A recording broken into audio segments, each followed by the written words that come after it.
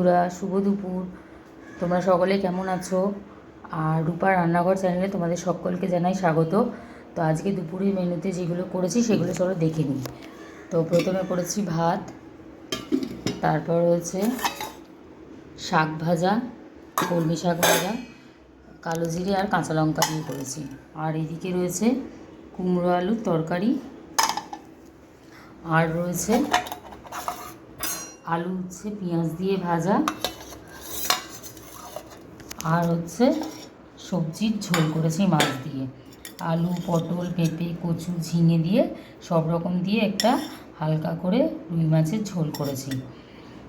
আর যেটা ঝোলের সাথে ভালো লাগে সেটা হচ্ছে গন্ধরাজ লেবু। তো এটাই হচ্ছে আজকে দুপুরের লাঞ্চ, হালকা একদম রান্না, সিম্পল। তো যদি বন্ধুরা ভিডিওটি ভালো লেগে থাকে তাহলে আমার চ্যানেলটিকে সাবস্ক্রাইব করো, লাইক কমেন্ট করো, সাপোর্ট করো।